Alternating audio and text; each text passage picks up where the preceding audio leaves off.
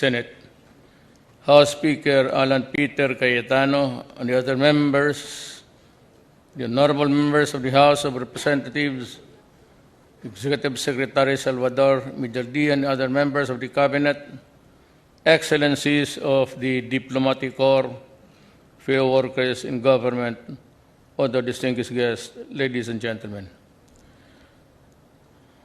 Basahin ko na lang muna siguro. Nakakahiya naman sa gumawa nito. Pawis rin ito. I am pleased to join you today as we welcome the new year with hope, much hope for the future of our nation.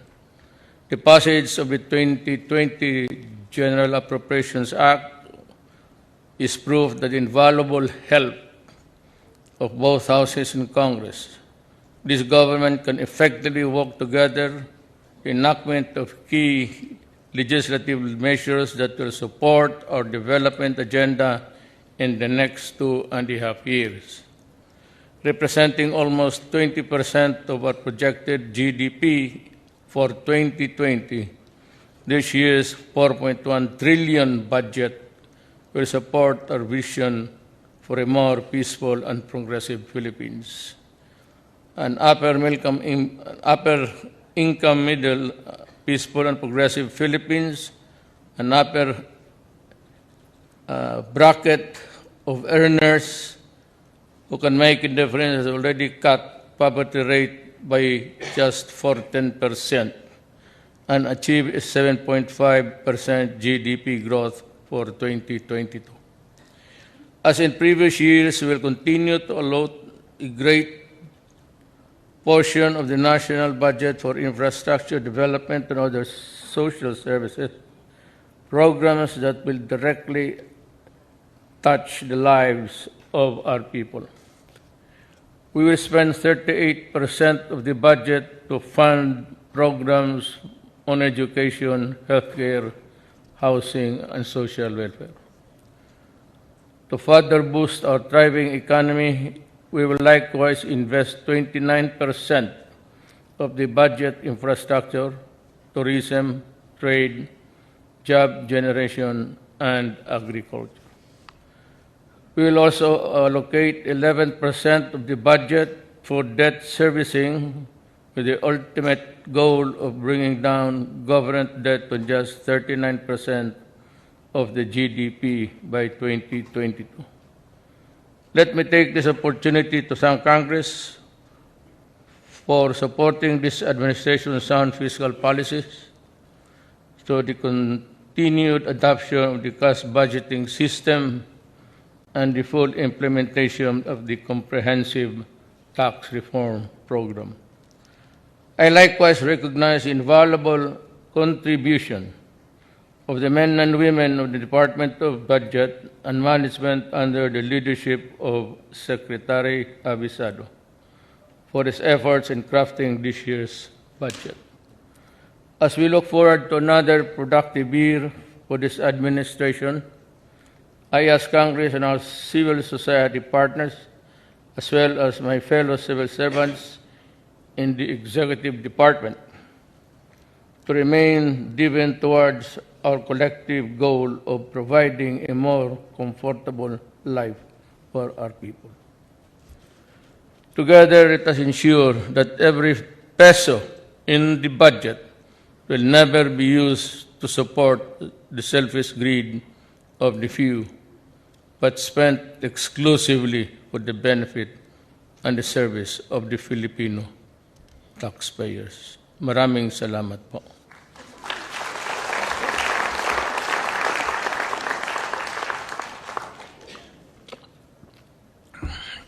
I do not have to belabor the point. There is an evolving crisis somewhere. We do not know what would be the end result of this crisis. It could lead to a protracted war. It could be a wide-scale strife. But whatever it is, we Filipinos are really in grave peril. We have so many millions, nearing 3, I think, of Filipinos working mainly in the Middle East. Kinakabahan ako.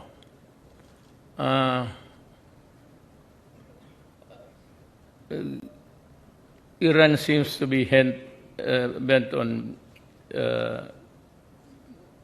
retaliation, which I think will come. It's a matter of time. There is much hurt and even the loss of pride of the Arabic world. And retaliation or the cry for blood is there. Wala akong I do not have anything worry, were it not for the fact there are a lot of Filipinos there. And it would take us a huge gargantum effort just in case total war breaks out of how to bring them back safely. I called for the major commanders yesterday afternoon. I told them of the gravity of the situation and told them that they have to start even the deployment itself. You just cannot, there's no such thing as a minimalist view here. It's fraught with danger. And I'm afraid of the so many lives of our countrymen in jeopardy in that place. So here you are. I was tinkering with the idea of calling a special session Congress. Sonny Dominguez says we have unlimited funds. For that, no. He says we had the money. If it spells the difference between the life and death of Filipinos, Sonny Dominguez says we have the money. We will buy, borrow, steal. Nakawa natin yung central bank mismo natin. Well, if we have to do it, we will do it. But since you are all here, my dear colleagues in government, I was once a congressman. We never had this kind of problem. It was all politics and who was going to be the next what. Yun lang ang worry namin. But ngayon, I suggest that Congress, even for about, bahala kang 1 or 2 days, discuss the problems, the ramifications. But I don't know where you want to put the money. Ako, ayaw ko. But if there's a thing that would need on standby, that that the government can get immediately, source it from where, so that we can use the money immediately. This has to cut across accounting rules and all of that. I said, ako, ayaw ko. We might want to place it in the hands of a committee. Kasi ayaw ko yung magkwenta-kwenta ako pagkatapos with that huge amount. I do not want to be bothered with that kind of... we need billions there. Standby lang. And calculate what would be the calibrated withdrawals. First, in places where it is really very dangerous. As for example, lahat, if Iran poised to strike, it will not strike Iraq. Because as it is, Iraq is already in a sorry state. Maybe Iran rather would go for a more bloody nose. And there's only one there. It could be Saudi Arabia. Striking Iraq would not make anything out of it. Ang problema is there is two countries that are really, which is the apple of the pie, the Iranians. It's the Israel and Saudi Arabia. Kung yan ang mangyari, then we have trouble because most of our OFWR station, majority of them are in Saudi Arabia. So I am not as bright as the others. Those with strategic minds might want to do it for us. Let's start with a standby fund. I said, everybody, it's not only you, it's only me, was very allergic to how the money is spent. I do not want to hold it. We might want to get some of the men with integrity and probity, and they can be the disbursing body there. But as long as there is money, what I'm interested in, there is money. Who spends it? Congress can put the safeguards, the roadblocks there to avoid corruption. Alam mo, pag ito malaking pera at saka mabilisan ang pasa, there's bound to be some, I hate to say this, but that's always the case.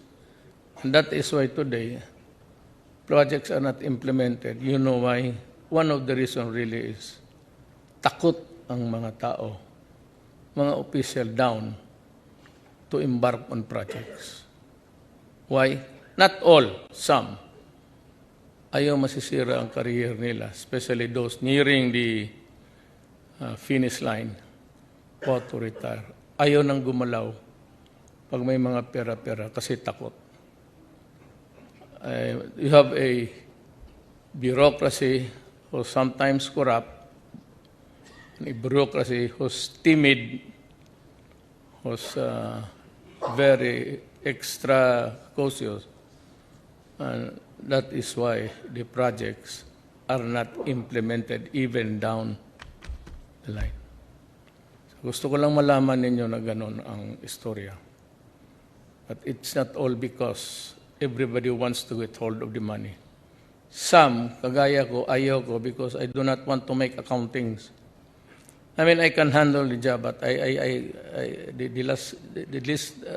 thing I do is that yung aspersions about corruption and all of this. I would rather that you have the power to do it. If you really want to do it, create a committee, make an oversight kaagad, a congressional oversight, so that everything will be okay. But we need the money, Sunny. I need it within the next, before it actually starts. And there's another thing there. I do not think the Hormuz Strait and the narrow road there is capable of protecting Filipino sailors. Every now and then, though in small numbers, you hear a lot of Filipinos being, well, most of them are eventually freed, but some are killed. Few of them. We do not have any protection in that part of it. At one time, when there was about 6 Filipinos, I threatened to send a frigate of our Philippine Navy to patrol the international waters before entering the Sea of Hormuz. And same, we have to show to the people everywhere that we cannot be the whipping boy in this part of the country. Kaya ako sabi ko, if I send and you say the pirates, never mind about human rights, that's bullshit. You blast them to death. Any pirate there that you find. That's what I ordered the Philippine Navy in the southern part of our country. Do not waste your time, or do not. You have a bleeding heart, get out. I need men who will kill. Because today that is really the mantra. Kill, kill, kill, kill. They kill for whatever reason. They blow churches, they blow mosques. There's nothing sacred anymore. So they blow crowds, they blow congregations and all. So it's about time that we wake up from this long stupor of. I know Christianity is a very passive, but you cannot eat it and still be healthy. Number one, about the priest cannot help us. In our hour of need, it is only the Filipino people. No, without meaning to offend anybody. It's ours and ours alone. And they have to stop treating us like doormats or shit. They have to stop it. And for the remaining 2 years of my time, I will not.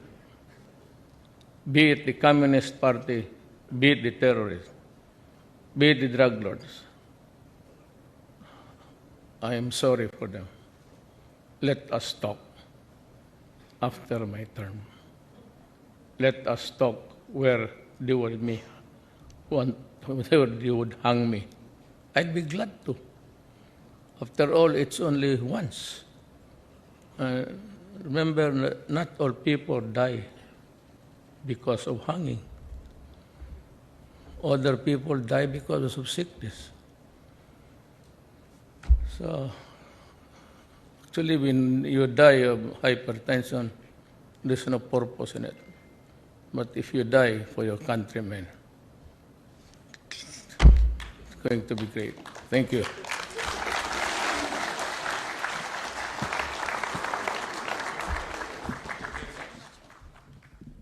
Thank you very much, Mr. President.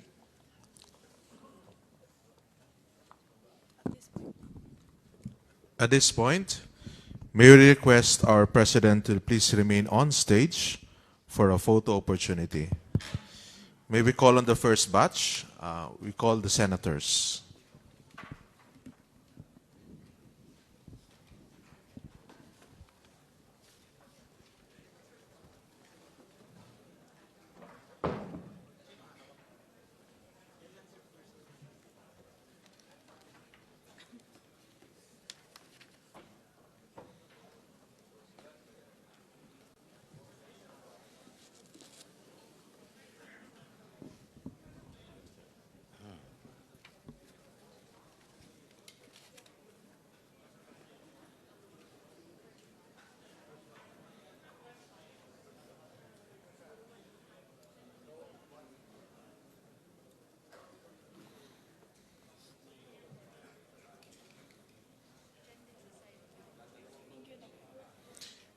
Thank you very much.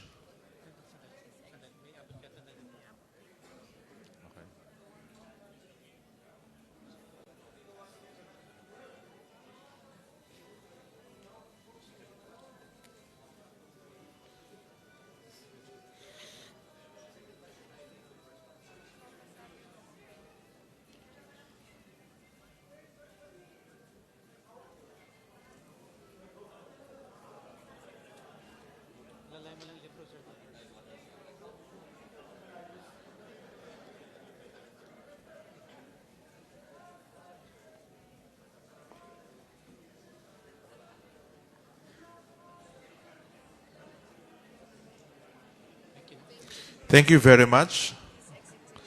Please exit to your right. Next batch will be the members of the House of Representatives.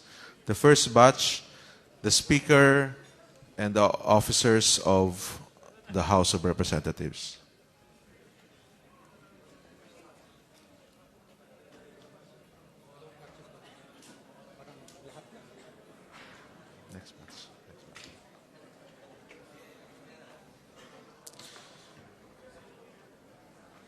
Please prepare third batch, still members of the House of Representatives.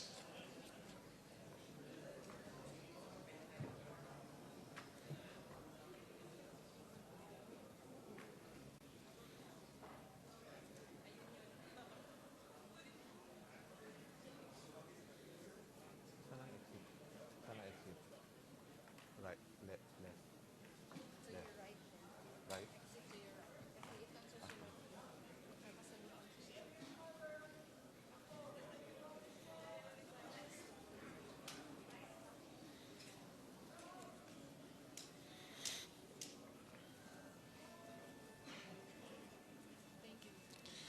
Thank you very much. Please exit to your right. Batch 3, still the members of the House of Representatives.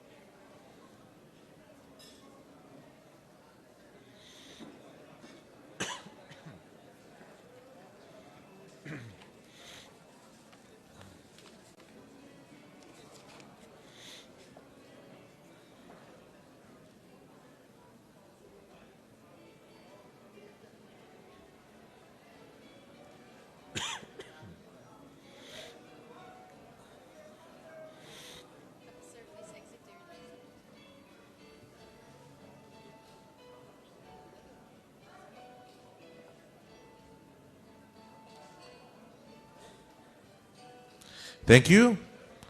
Please exit to your left. Diyan galing ang DBM eh. Left, left. Left. Please prepare batch 4, DBM officials and economic partners.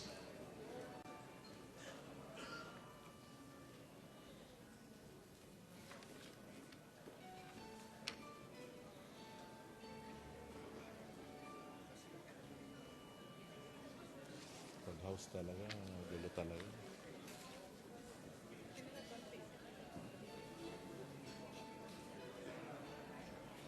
Gulo talaga.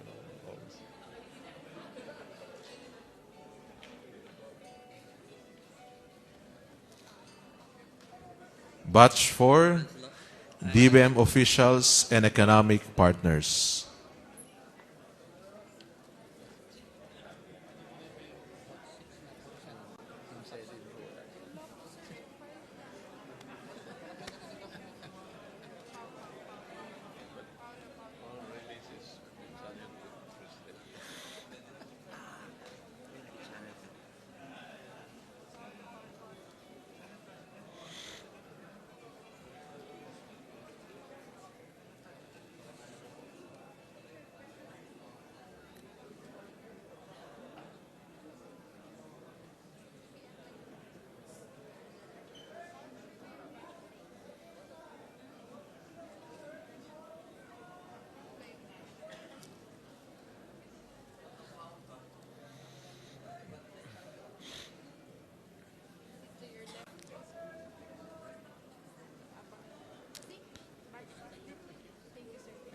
Thank you very much. Please exit to your left. And batch 5, last batch, DBM officials and regional office directors.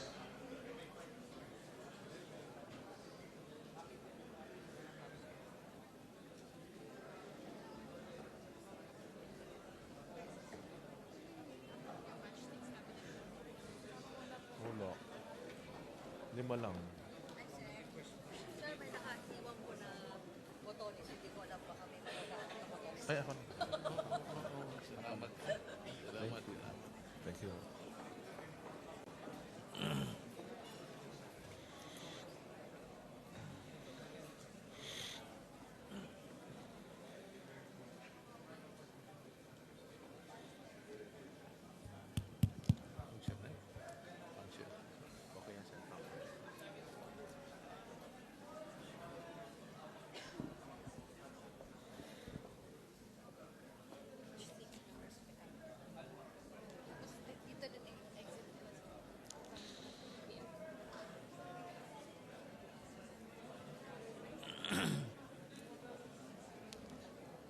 Thank you very much. Please exit to your left.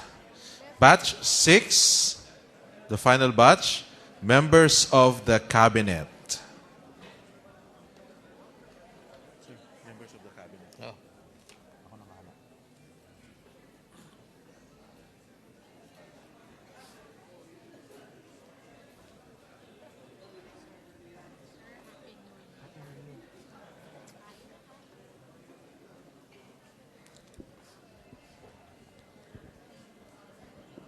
Batch 6, members of the cabinet.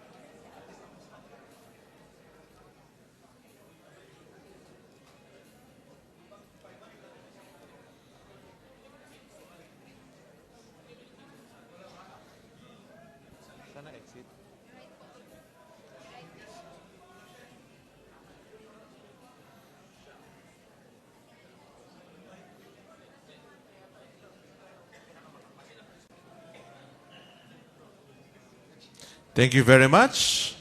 Please exit to your right. Thank you, Mr. President. Ladies and gentlemen, that concludes our program. Congratulations to the leaders of the House of Representatives and of the Senate. Congratulations to the members of the House and Senate Committee Secretariat and technical staff involved in the realization of this proposed measure into law. Congratulations to the authors and sponsors of the new law. Congratulations to all. May we request everyone to please remain seated until after the President has left the venue. You may take them.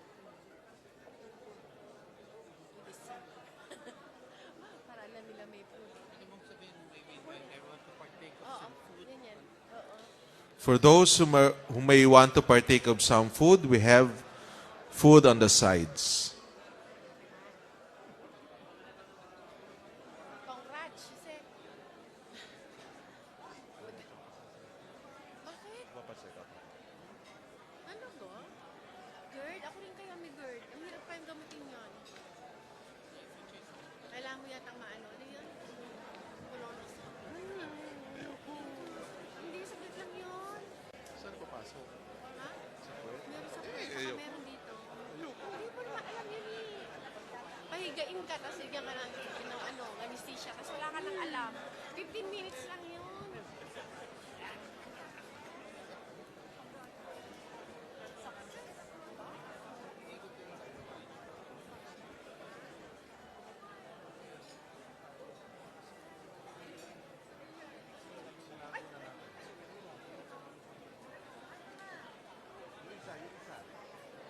Apat yan.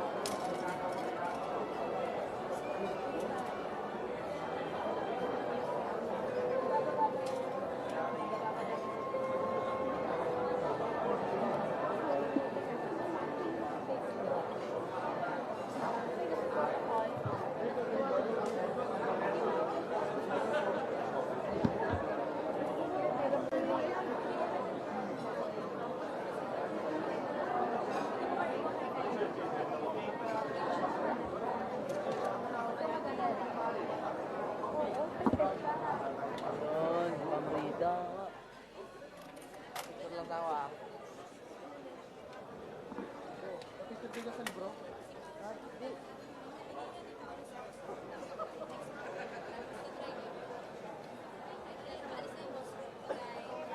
Direct. Ano, okay lang? Direct? Direct. Ano sa split? Hindi ka naman pwesto. Dali ang direct, ha?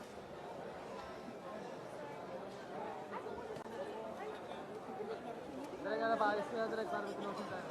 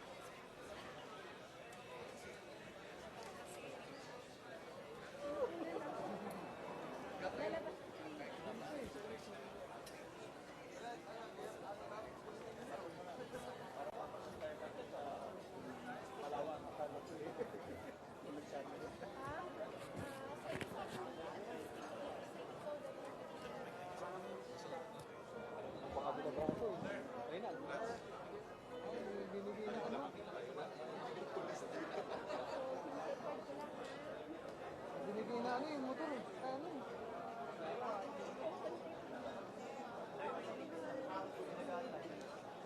Direct. Direct ang libro ah. Okay na? Ma'am, okay daw po.